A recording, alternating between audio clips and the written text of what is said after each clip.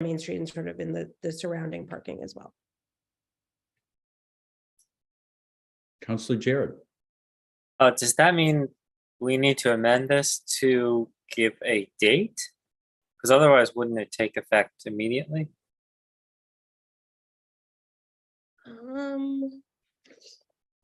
Well, I'm raising the hand for myself. So we're handing over discretion to the mayor to figure out when to do all of this. So so the start date could be immediate, but it would be up to the mayor's discretion as to when to start implementing these changes, you know, when the fluctuations would occur.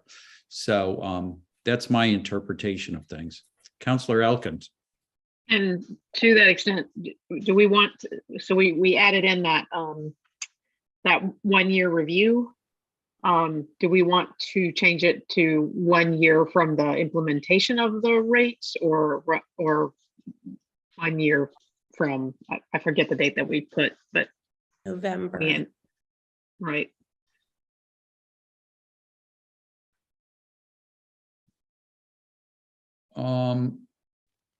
I know we put in a review in November for the exemptions. Oh, right, but we wanted it to be within the same term, so.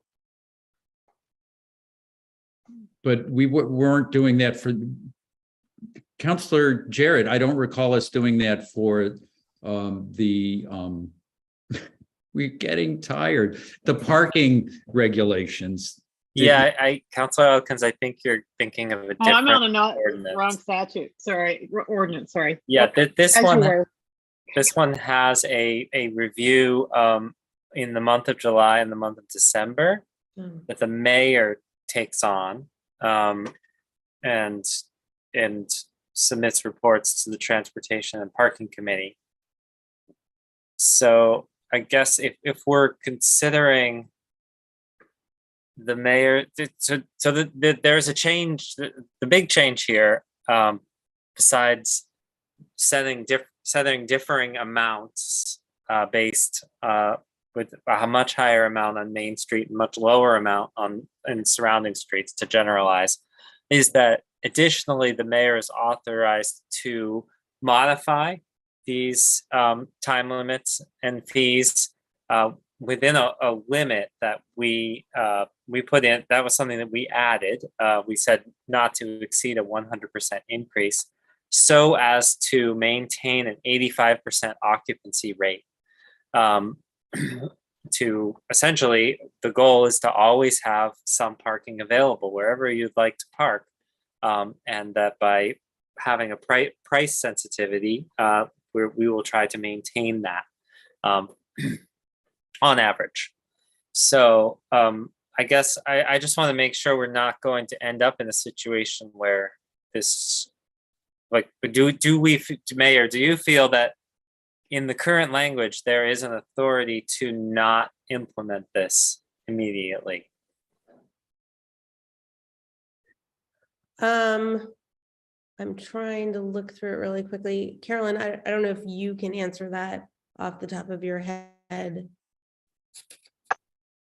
or whether we need to add a line. Yeah, I mean, I guess it can't hurt to add a line. I don't know what I'm sorry, I don't know what the charter says about sort of other ordinances that you know, general ordinances. You know, there's a practicality of many ordinances that it just takes time to roll it out. I think even any kind of you know, even a meter fee adjustment, I would imagine, isn't instantaneous at any rate. So I don't know if there's an automatic sort of allowance to, from an administrative standpoint, to get that in, but I don't see how it would hurt to say, you know, this will be implemented after, you know, X months or whatever, and public information campaign or something like that. And then you could also clarify that the first report will be, you know, the reports will be July and December. The first one, not to be sooner than 6 months after implementation or something like that, if you want to specify it to that extent. But at the same time, I would think there's leeway for the mayor to say, oh, we just implemented this 2 months ago. It's too soon to do a report. And that's the report back to transportation and parking as well. So I think it could go either way. Counselor Elkins, you had a question, and looks like Counselor Moulton's holding something up. Counselor Elkins? I was just going to say, I think it would be good form to put in whatever the trigger is for when we're going to implement it. Because I think the, it'll get covered, Gazette will pick it up and people will lose their minds if they don't have any warning. So I guess I offer an amendment. Can I make a motion to amend to add that? I'm really tired and I don't have it in front of me, so I don't know if somebody wants to smith it, but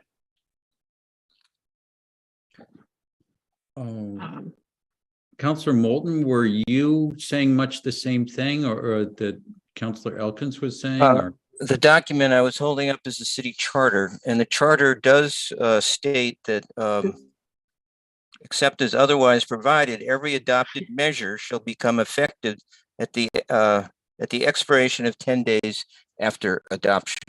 Or upon the signature of the mayor. Or I upon the just pulled signature of the up mayor, same thing. whichever comes first. Right. So, I think this is a good catch. by but how Pam. long do you have to sign it? well, no, but it's whichever days. comes first, Yeah. Councilor Elkins. So I think we do need to put a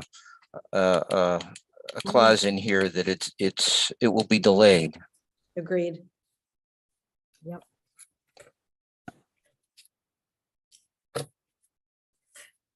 Okay, Counselor Jarrett.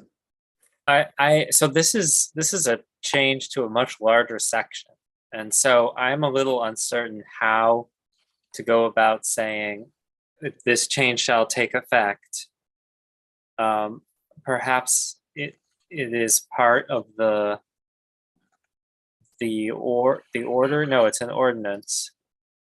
Sorry, so I'm a little confused about technically how to do this, and I wonder if Director Mish or another person might have a thought on that.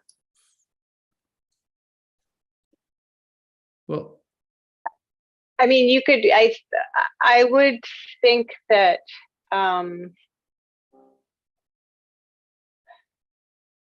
your concern is that because it's a subsection of the ordinance, that you want to be careful that it's not related to any other aspect of the ordinance. Because it's basically the fee structure, the fee adjustments, and that table with the adjusted fees wouldn't take effect until, let's say, April of 2023 or whatever the month is that makes sense from after this discussion. I think what's confusing me is that there's no preamble. There's no, most of these have in the year, City of Northampton, Massachusetts, in the year, upon the recommendation, an ordinance of. If we had that, it would seem pretty simple to say, and this will take effect on this date. But that doesn't exist in what I'm Laura? seeing. Yeah, I have the amazing prepared. Laura Krutzler, go Well, ahead. No, I just have prepared a standard cover sheet to be attached to this, to the text with the standard enacting clause. I'm sharing it now. Just, be it ordained by the City Council of the City of Northampton and City Council assembled as follows, and the Code of Ordinances shall be and hereby is amended as follows, and it's just to amend the existing section 312-36. It doesn't say anything about effective date. Some other ordinances have effective date. This ordinance shall take effect as of, a certain date. So I don't know if that would be appropriate. So would it serve to Add within the text or add within the text of this enactment clause? Or just even the text of the, the bulk of the ordinance itself. That's how Yeah, it the other is. thing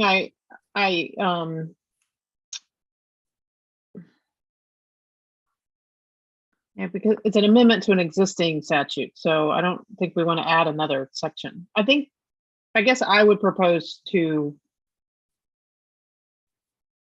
amend the enactment clause that you just put in front of us. Oh, okay. And I don't know if that's I don't know if that requires an amendment. That's just Counselor Foss. rewording. It- I don't know. I just have a suggestion, given that this doesn't need to be enacted right away. I wonder if we want to continue it and then come back with the date or what would trigger enacting it, as well as just that language, so that we're sure we get it right. Yeah, I think that's a great idea. I think we should table it so that we can come back and put the date, since it's not happening like next week. Does that work, Carolyn, and Mayor, with your plan? I don't want to delay it, but if it's not going to be implemented right away, does that seem reasonable? Oh, we certainly could do that, although I think we know what the date, that if we did a date in January, that would be fine as well. We could just add that cleanly onto that enacting clause on the order. I'm fine with that too. I mean, I just don't know if it's because it's not a motion to amend the ordinance. The enacting clause isn't the ordinance, right? But to the extent it is, for the sake of expedience, I would move to amend the enacting clause to add that this amendment shall go into effect at whatever the date is. What did we say, January 1st or? What do you want, Mayor? I'm pulling up a calendar. You're the decider. Decide. January 1st is a Sunday and there's no parking enforcement on Sunday. So how about January 2nd? Sure, January 2nd, 2023.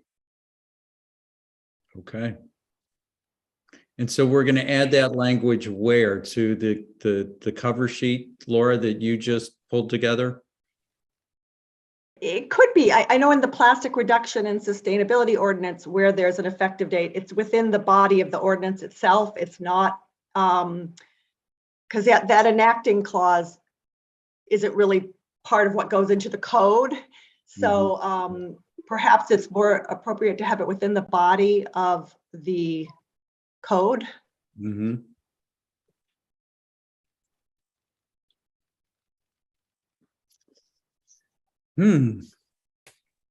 So I would be fine with continuing this. I think we're really close. We just really need to think through where we're going to put this potential start date, and I think because we're trying to figure this out right now with the limited brain power to pull this together. Okay, why don't we come back with a clean version that has it in the right place? We'll maybe talk to Solicitor Seawall, just make sure it's in the right spot, and we'll bring it back to you at the next meeting. Yeah, that'd be great. Okay. I think everybody Mayor. agrees with that, right? Okay, so thank you. All right, so we'll see that item on our next agenda with a start date. Cool. It's funny, after all of the work, the details that that went into this, that Carolyn put, and also Laura helped out with as well. And the start date's the one that slipped by. All right. Let me see. We're really close to the end here. Just the plastic reduction. ordinance. Yes, thank you, Laura. 22.168, an ordinance amending section 272-18C exemptions. And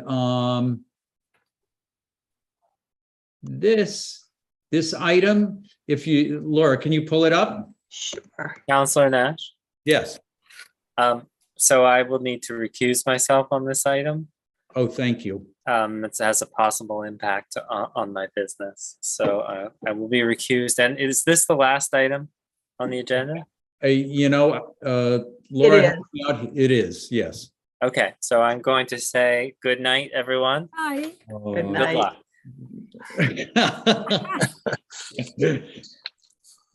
Thank you, Alex.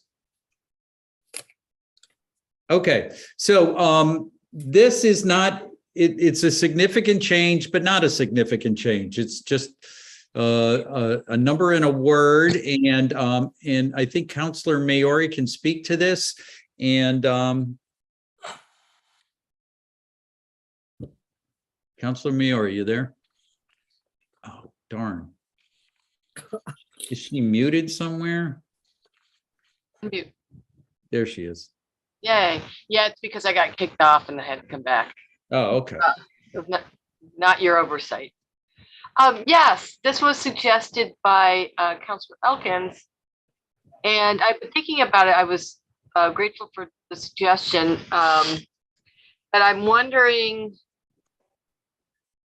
after the meeting, I was thinking maybe 2 years would be a better date, because originally the 2 6-month periods were already built in. Mhm. That makes sense. There would be, the first year would be there's already 2 6-month exemption possibilities. So in terms of addressing the concern that, the exemptions will kind of go on and on without kind of checking in and seeing if businesses are attempting to comply or if there's obstacles to compliance. I'm just wondering if maybe the 2-year mark would be better. But I don't know if I'm kind of hoping Director Lascalia is not here, but she could, we could also ask her that question about when it might be appropriate to have that review. I want enough time that we have something, to really talk about in terms of having a handle on any obstacles. And basically we had, a year of exemptions in the original ordinance before the amendment. So that was what I was thinking, but I'm happy to discuss it with you all. Well, so Counselor Maori, could you speak to the initial reason that this went out, which is to adjust to strike 2 and the number 2, and so what was the impetus behind that? And then we'll look at the 2-year review, or the review. Right. Yeah. So we've been wanting to implement this.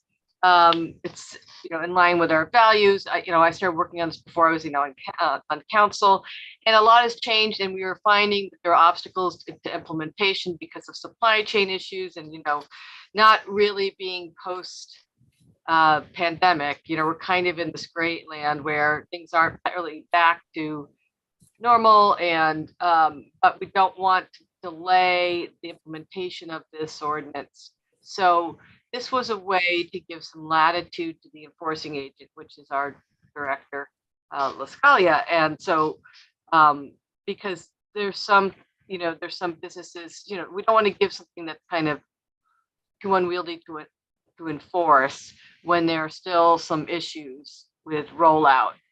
So that was the idea, to give latitude to the enforcing agent. As Councilor Moulton had pointed out, there's kind of built-in reviews with this every 6 months having to go back to apply for an exemption. So within that process, there'll be information that we'll get from the business about what's going on in terms of obstacles. So yeah, that was the thinking behind it. That we originally wrote this in a pre-pandemic world, and we had more confidence and predictability in supply issues and cost. And since there's still some uncertainty there, we thought it would be best to give a little bit more latitude in the languaging. And then Counselor Elkins suggested the kind of check-in or, report back because of, the concern of, well, we don't want, endless, endless exemptions and not motivating businesses to kind of try to comply, which I understand, but I was just trying to think of the best way to, the best date, the best time to do that. So, Elton? I'm sorry, Councilor Maori, I'm oh, not, I'm mumbling because I'm tired, but I since know. Director Lascalia unfortunately is still here and not asleep, perhaps, she could add to that as the person who's going to be dealing with this. Yeah. Yeah, I can just say a few words about this. I mean, I think the issue with the original wording in the ordinance was that, there was a hard cap on any exemptions that we were allowing businesses.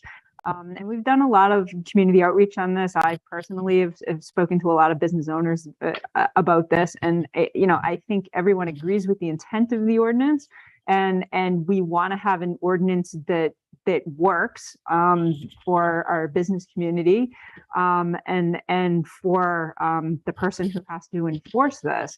And it's very difficult when we have supply chain issues and just lack of available products to actually enforce something that has hard time caps on it. The way the original ordinance was written, we had no ability to grant exemptions, after a certain time period had elapsed. So this gives us a little more latitude. If the product doesn't exist, it doesn't exist.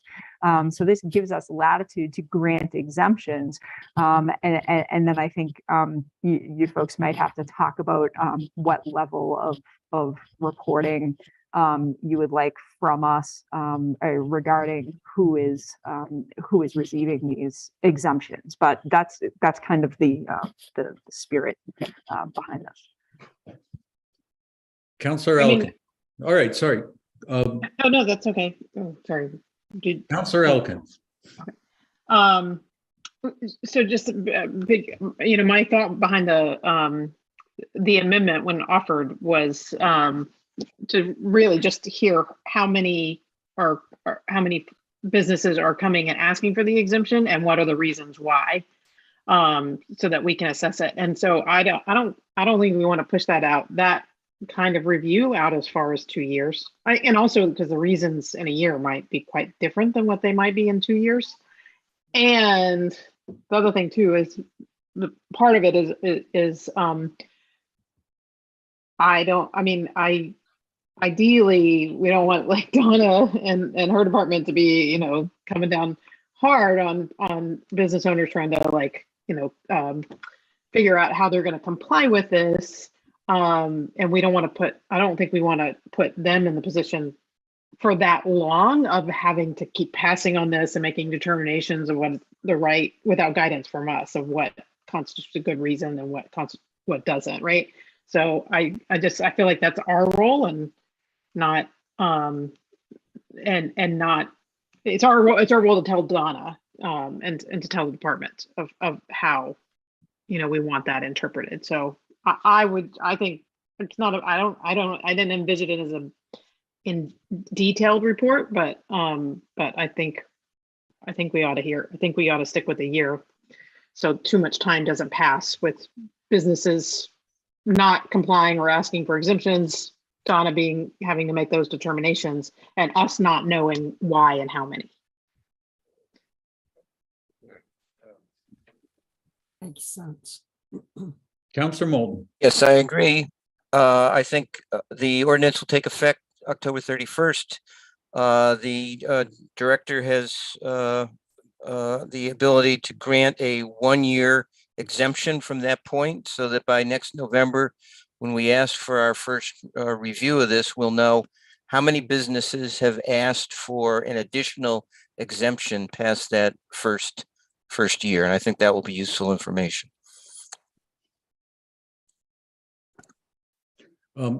Just one correction there. It's they're not 1 year, they're 6-month intervals. The mayor's designee may exempt a food or retail establishment from the requirements of this ordinance for a period of up to 1 year. Right. That's Thank you. before any additional 6-month Right. exemptions. Thank you for being more awake than me. Ew. Counselor Maori. Yeah, I mean, I'm curious if the mayor's office is going to offer any or can offer any support to businesses in terms of complying. I mean, I obviously, you know, Director Lascalia is the enforcing agent, but yeah, I'm just curious if there's going to be any, you know, kind of bolstering of that, because it's a big job to, it's technical stuff, and it's a big job to discuss this with the businesses and kind of check in on the businesses. And I would really like personally to see the DPW get some support around this. Okay. I mean, you know, our office doesn't have more expertise than they do. Well, I'm not thinking expertise. I'm thinking just people power. I just wondering, it seems like a big job. That's all. It's not expertise, but like, you know, the time to kind of if you have to go back and forth with businesses, you know, Jim and I did this. And it's time consuming. We went to the businesses, we went and looked at their different products and their different plastics, and it's just kind of a big job. And I was just trying to picture how it's going to roll out. My thinking was, you know, that kind of support would help, you know, with compliance. But Well, yeah, I appreciate us thinking about the effects that our ordinances have and Yeah. the work they create. Right. So it is always good to keep that in mind when we're creating new systems. As always, any support we can offer, we always do. And you know, Director Lascalia and I are in very close contact all the time. So, you know, we will see how it's going.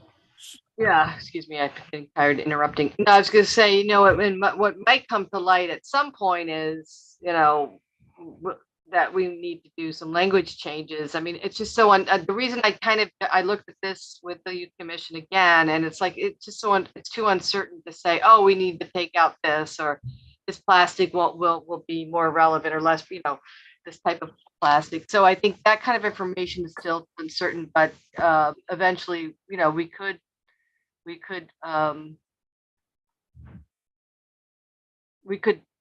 it more precise by you know, language changes would to make it easier to kind of comply and enforce it. But anyway, that's just down the road. So I mean, my recommendation at this point would be that, yes, we can do further discussion around updating language and things like that to improve things, and we can work with Director Lascalia. I just want to address the item that we have before us. Yeah. And Director Lascalia, you wanted to say something just then? yeah, sorry, I didn't mean to jump in Yeah, you can go. uninvited. Yeah, I was just gonna say, I mean, there's been a fair amount of publicity around this. My office has done a fair amount of outreach. You know, business owners are aware of what's contained in this ordinance and what's expected. The exemption requests that we are going to get, you know, will be self-evident here, you know, within the next 6 months. And if, you know, we will have a very good handle on what the specific problems are with this ordinance by the time we reconvene on it, you know, in a 12 or 13 month period. And you know, we'll be able to answer these questions a little bit better at that time, I think. Right. Thank you for that. I guess, sorry. Go ahead, Rachel. I was just going to add, so I'm just trying to do the math. I want it to be a little past a year so that we've gotten past the first, you know, exemption period. So if it's October 31st rollout and we have a report back, what did we say, November 1st? Sorry. What, would we know by then who's applying for, for past a year for an exemption? Yeah, I mean, I think it would certainly be easier from a timing standpoint. If I could report out, at the end of the calendar year, this ordinance goes into effect October 31st, right? Which means people oftentimes run right up until the deadlines. That's what I'm and thinking. And then we need a review period. So I think if you were to modify this, I would say by the end of the calendar year would probably be a good date to target. So, December, a December date, maybe before the last council meeting in December would be a good date, because that would give my office time to sort of process the information that we've gotten and to at least be able to give you an idea of what we're looking at. Counselor Elkins. So I'd like to move to amend the language where we put in a date from whatever it is that we put to say the last council meeting of 2023 or to whatever year this is going to happen. 2023. Yeah. Yes, So my I- motion would be, I'd like to move to amend the date Sec- from the November date to the last council meeting of 2023. Second. Yeah. Okay, so we have a motion on the floor to amend this. Motion made by Counselor Elkins, seconded by Counselor Moulton, to amend November to the last council meeting of 2023. Any discussion? Counselor Maori. Yeah, I was just gonna say, yeah, I really like that because it, I don't know, but it seems to me, I have a lot of businesses that take that first year to just kind of move into compliance, and then it will be very illuminating the ones who are really, just those couple months or whatever that are applying again, and I think that will be really interesting. That will be very impactful information. So yeah, I'm for that. All right, so any further discussion on that amendment? Laura, did you get the amendment? I did. Yep. Okay. Any further discussion on the motion for the amendment? Hearing none. Roll call, please. Counselor Gore, Yes. Counselor Jarrett. Oh, sorry, he's recused. Recused. Yep. Counselor Labarge, Yes. Counselor Maori, Yes. Counselor Moulton, Yes. Counselor Nash, Yes. Counselor Perry, Yes. Counselor Elkins, Yes. and Counselor Foster. Yes. Okay. So that passes, the amendment passes. Any further discussion on this? Just thank you, and thank you to Councilor Elkins. I felt like that was, a good call. Thanks for talking through it and doing it, passing, getting the ordinance through in the first place. Yeah. Yes. Thank you, Counselor Maori. So I'd move to pass. Second. Okay, motion to approve this made by Counselor Elkins and seconded by Counselor Perry. Any further discussion? Hearing none. Laura, roll call, please. Counselor Labarge, Yes. Counselor Maori, Yes. Counselor Moulton, Yes. Counselor Nash, Yes. Counselor Perry, Yes. Counselor Elkins, Yes. Counselor Foster, Yes. and Counselor Gore. Yes. Okay. That was multitasking by yawning and saying yes at the same time. It's I very, know. Yes, and so that passes and that change has been approved and we have a report date. And that is the end of what we have on the agenda here. Laura was hoping for 11. She said, no way, 12. And I think we're kind of right in the middle.